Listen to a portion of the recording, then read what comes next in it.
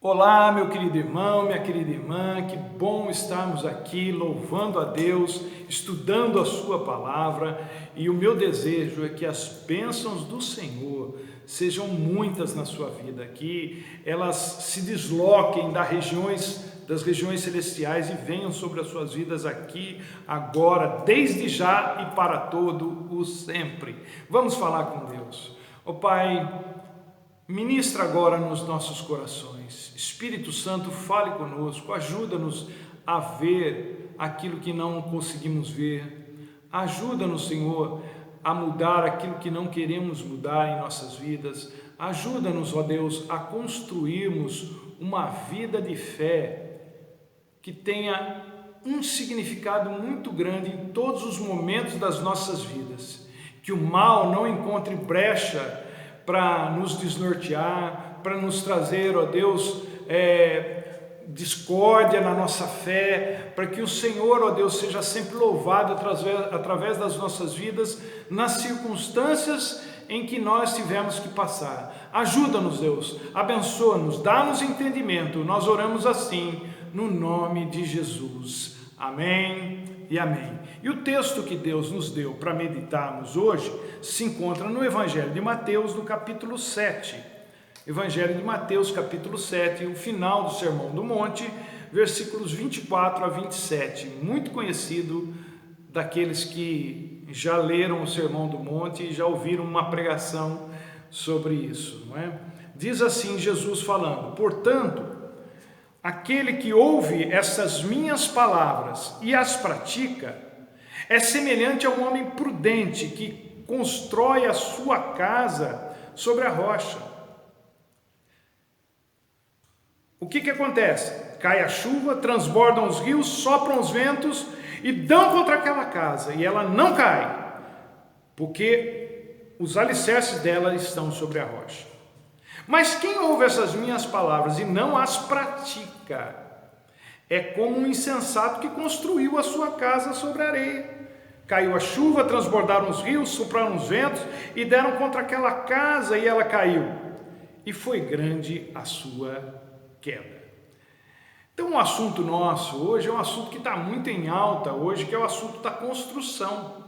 Há canais da televisão especializados em construir, em reformar, e a gente gosta, eu gosto de assistir essas coisas. As cerâmicas aqui da região estão arrebentando, tanto vender em plena pandemia. Então, construção é um assunto em alta. Mas construção, por outro lado, é uma daquelas coisas ou que você ama ou que você odeia. Não tem muito meio termo com relação a isso. Assim como também, ou você constrói, ou você não constrói. Eu sei que construir dá trabalho, dá muito trabalho construir, mas o resultado também dá muito prazer quando a construção é bem feita, quando ela segue o projeto, quando ela sai conforme foi previsto que ela saísse, no prazo, no tempo, com as características todas. Hoje em dia é mais comum as pessoas terceirizarem esse trabalho, não é? As pessoas querem pegar a chave, querem chegar, entrar e desfrutar de uma coisa pronta. Então, isso do ponto de vista da vida é um pouco mais complicado, não é? Agora, tem uma outra coisa que eu acho que é muito ruim nessa questão de construção, é quando alguém que se propõe a construir não tem noção do que está fazendo. E a gente assiste umas reportagens e vem aquela pergunta, você vê aqueles cenários, aqueles lugares, aquelas casas daquele jeito construídas, pergunta como é que as pessoas constroem essas coisas, esses lugares.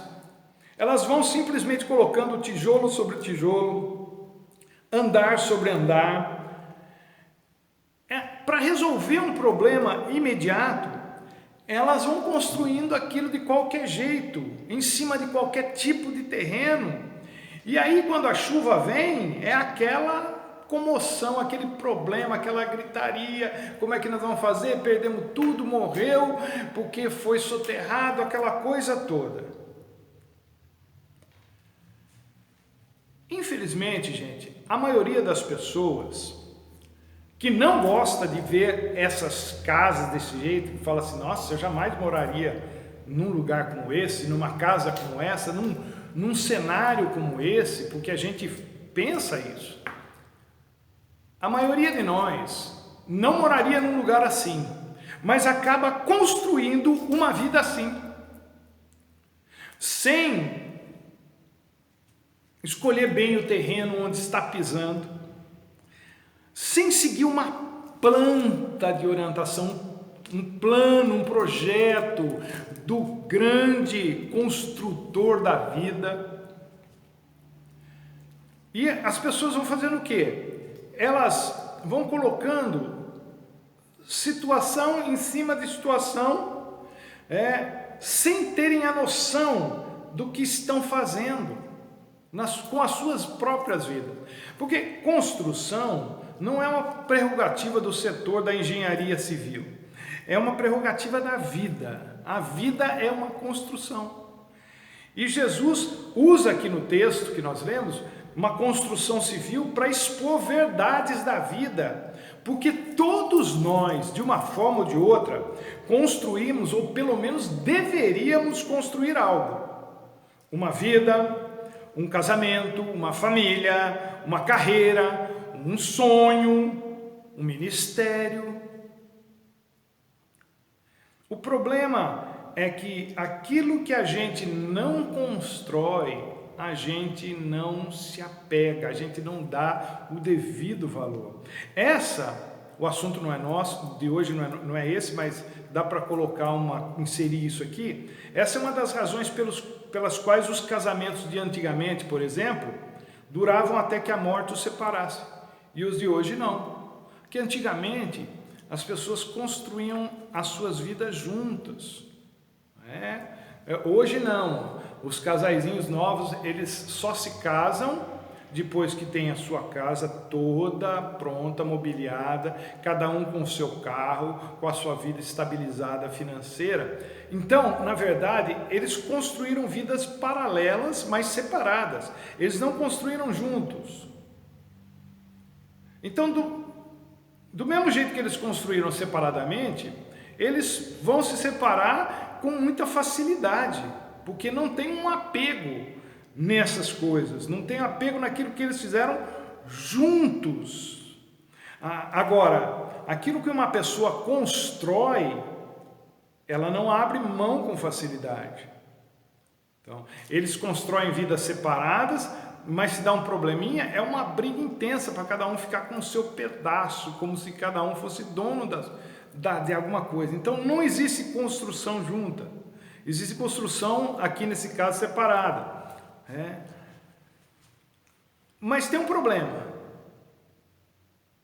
Se você não constrói alguma coisa, outra pessoa constrói por você. Outra pessoa constrói para você. E essa é uma das grandes causas da infelicidade humana. Porque as pessoas, elas não se empenham naquilo, elas não constroem as suas próprias vidas, mas uma outra pessoa acaba construindo a vida por ela. E construindo do jeito dela, não é? Não do jeito de quem gostaria de ter a sua vida construída. Aí, essa daqui que não construiu a sua vida tem que se adequar à construção de uma outra pessoa. Isso é muito difícil, é muito ruim. Se você não constrói a sua vida, outra pessoa vai construir por você. E vai construir para você. E você certamente não vai gostar, porque é do jeito do outro e não do seu jeito. E pegar a construção dos outros, além da gente não gostar, ainda por cima é uma incógnita. Você não sabe direito como que é. Você compra a casa de uma pessoa pronta, como foi o meu caso, eu não sabia de inúmeros problemas que estavam debaixo das paredes, no alicerce. Eu não sabia que tinha problema, porque a gente nunca sabe como é que uma construção foi feita se não foi a gente que fez. A gente não sabe o que tem por debaixo do piso, nem nas paredes, onde corre fiação, onde está a tubulação, a gente não tem ideia. Não é? Então, a gente não gosta. Não é? Agora, o nosso assunto, evidentemente, não é construção de casa de alvenaria, não é? Eu deixo isso para quem entende, não é o meu caso. E Jesus também não estava falando de construção de alvenaria, nem de madeira. O texto que lemos faz parte do famoso Sermão da Montanha, Sermão do Monte. E na verdade, esse texto aqui é o final, é a conclusão do sermão. Depois de tudo aquilo que Jesus falou, ele termina com essas palavras. Esse é o sermão mais fantástico já dado sobre a vida em todos os tempos. Ninguém tem uma concepção de vida melhor do que essa que Jesus nos passa aqui. Agora, mesmo aquelas pessoas que levam a vida de qualquer maneira, elas estão construindo alguma coisa, só que de qualquer maneira. E o que Jesus está querendo mostrar aqui? O que Ele quer que a gente preste atenção aqui? Porque quando a gente olha para o texto, a gente vê similaridades e diferenças entre os construtores. E, obviamente, essas similaridades e essas diferenças, elas acabam se refletindo na construção de cada um. Então, o que esses dois homens a quem Jesus se refere tinham em comum? Primeira coisa que eles tinham em comum, eles ambos estiveram empenhados no mesmo projeto, numa construção de uma casa. Eles estavam empenhados em construir alguma coisa, construir uma casa. Ambos estavam na mesma igreja, vamos dizer assim, né? Como é que a gente sabe disso? Porque Jesus fala isso nos versículos 24 e 26. Né? Ele fala assim, olha, aquele que ouve essas minhas palavras e as pratica, e aquele que ouve essas minhas palavras e não as pratica, quer dizer, os dois estavam ouvindo as mesmas palavras, portanto os dois estavam no mesmo grupo de pessoas que estavam ouvindo Jesus, faziam parte da mesma congregação, da mesma igreja. E uma outra coisa que a gente sabe que os dois tinham em comum, ambos viviam na mesma localidade. Por que a gente sabe disso? Porque ambos foram atingidos pela mesma tempestade. Caiu a chuva, transbordaram os rios, sopraram os ventos. É a mesma tempestade, tanto para quem praticou a palavra de Deus, como para quem não praticou. Então, ambos passaram pelos mesmos problemas. Isso significa que todos nós, independentemente de sermos quem somos, de vivemos onde vivemos, nós passamos pelos mesmos problemas, só que alguns passam de uma forma mais intensa, outros menos intensa, mas de qualquer forma todos nós somos afetados pelos mesmos problemas. Isso mexe com a nosso físico, com o nosso emocional, com o nosso psicológico, com a nossa espiritualidade. E qual que é a diferença entre esses dois homens, já que eles têm essas três similaridades? Curiosamente, há uma só diferença entre eles. Jesus considera um deles sábio e considera o outro um tolo. Vejam, ambos estão empenhados na mesma causa, ambos ouvem o que Jesus diz, ambos enfrentam as mesmas tempestades, mas a um Jesus chama de sábio e a outro ele chama de tolo. Muitas semelhanças entre eles, uma só diferença. O que na ótica de Jesus, essa diferença é que faz de um sábio e o outro tolo, respectivamente. E essa diferença está justamente na maneira como eles conduzem as suas vidas, na fundação, no alicerce da vida que eles estão construindo. O sábio constrói a sua casa, a sua vida sobre a rocha, não é? Ele ouve as palavras de Jesus e pratica, enquanto o tolo constrói a sua casa sobre a areia, ou seja, ele ouve as palavras, mas não as pratica. Então, fundação, alicerce, é a coisa básica, é a primeira coisa a ser feita numa construção. Não se levanta uma parede antes de fazer o alicerce. Não se põe uma janela numa parede que não esteja sobre um alicerce, vai cair. É pedir para jogar material fora, é pedir para jogar mão de obra fora, é pedir para jogar dinheiro fora. Então, a estabilidade de uma construção, de uma vida, está na fundação, na sua fundação, no seu alicerce. É algo que ninguém vê. Depois que a casa está pronta, ninguém vê o alicerce. E por isso que muita gente acha que é um desperdício de tempo e dinheiro gastar nisso. Mas se o alicerce não for bem feito, se a sua vida não for construída em cima daquilo que Jesus falou, da prática das palavras que Jesus falou, assim, as pessoas acham que isso é um desperdício de tempo, mas se isso não for construído desse jeito, dali a um tempo, quando as tempestades vierem, a sua vida vai ficar comprometida, a sua casa fica comprometida. Então, um alicerce que não é bem feito, ele acaba produzindo o quê? Rachaduras, trincas, e até em algumas situações mais drásticas, dependendo da tempestade, até desabamento. E quando isso acontece, o diagnóstico é quase que unânime: alicerce mal feito. E tem diferenças na construção, é lógico.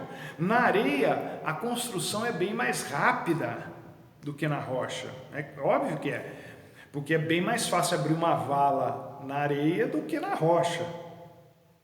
Agora, crente que constrói uma relação com Deus de qualquer maneira, é o crente que constrói sobre a areia. E crente assim é aquele do tipo lata vazia, só faz barulho. Na hora que a coisa vem mesmo, não tem estrutura para aguentar. Agora, construir a casa sobre a rocha é muito mais trabalhoso. Porém, a casa permanece intacta quando vem as chuvas. Na areia, a construção sai mais barata, porque é necessário bem menos mão de obra. Mas a gente já está careca de saber que o barato sai caro, gente.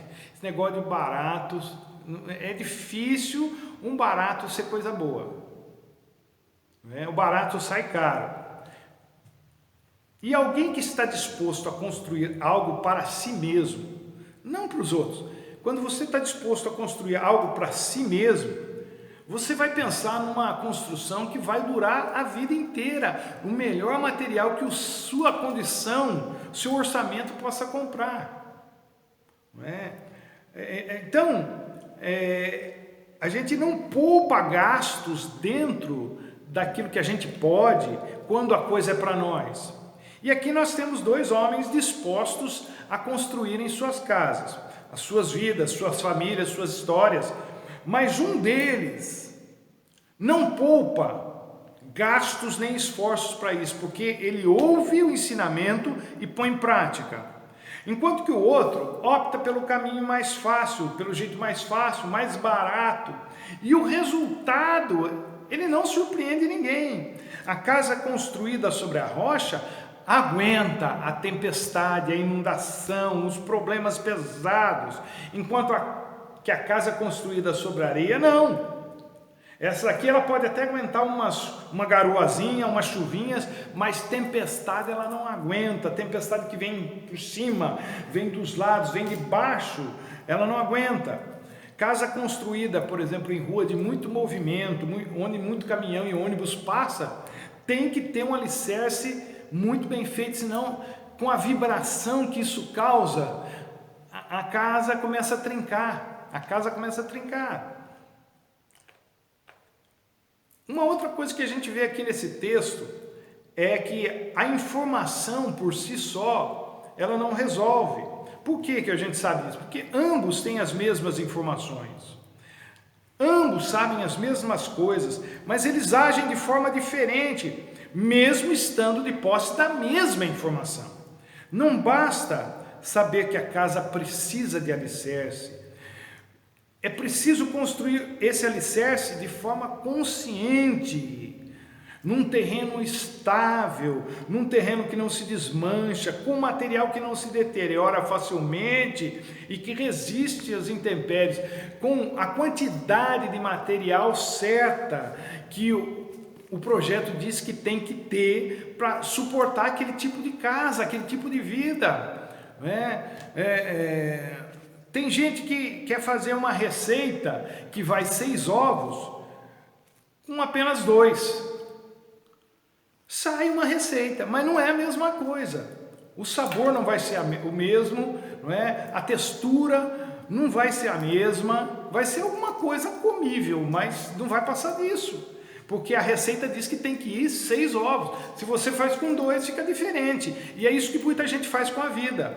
Ela põe apenas dos 10 ingredientes, ela põe 2, 3 e quer que saia do mesmo jeito que o outro que pôs 10. Não vai sair, não vai ficar bom.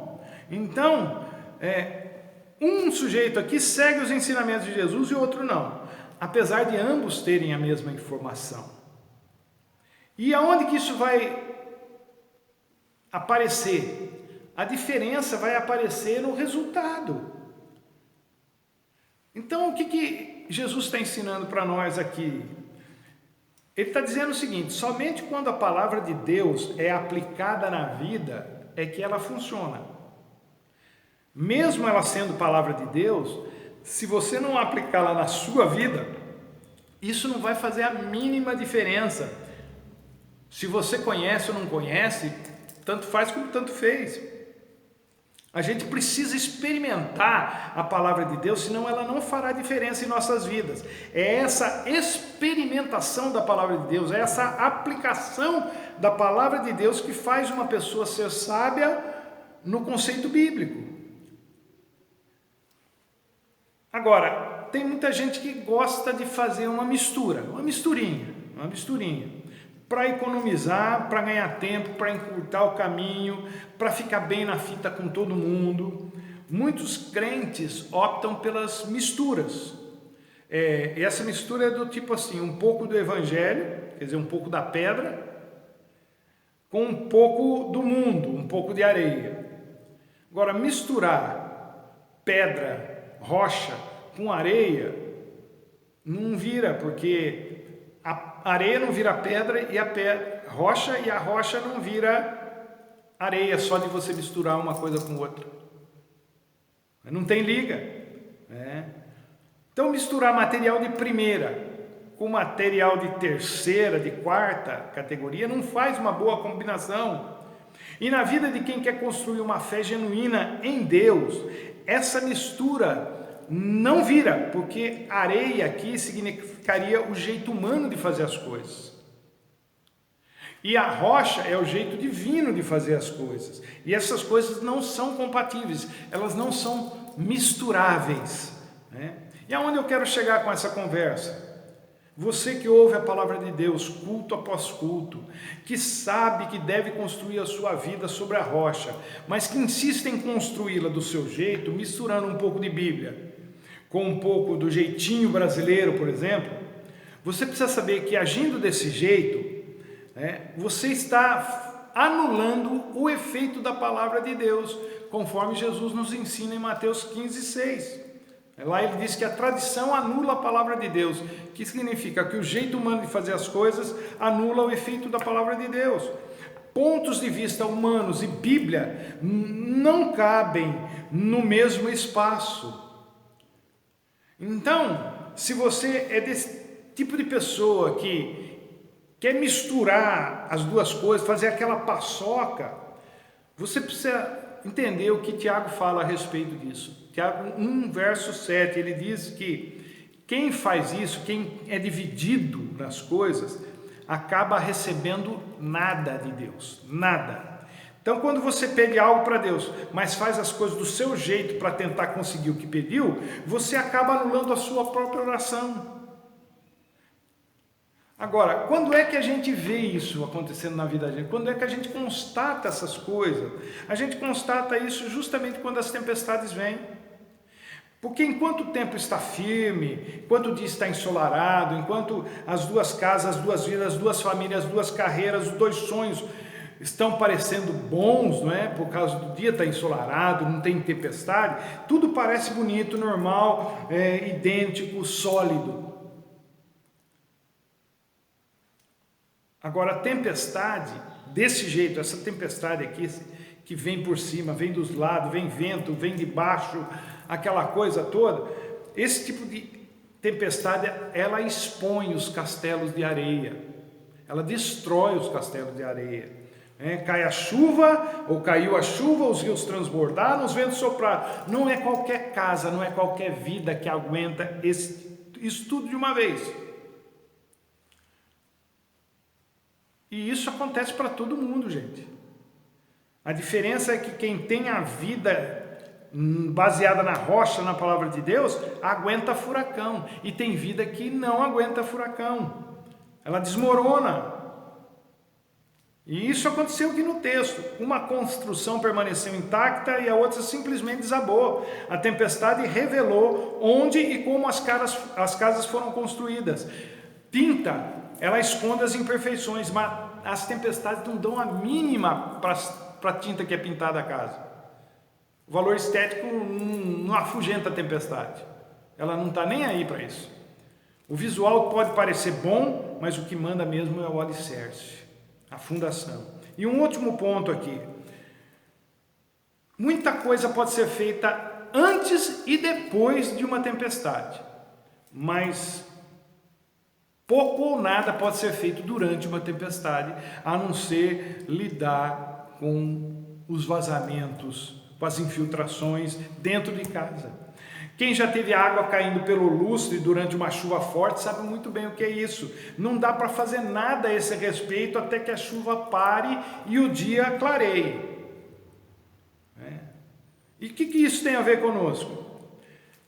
É muito pouco provável que Deus possa nos ajudar no meio de uma tempestade se você não construiu a sua vida sobre a rocha que é Cristo Jesus.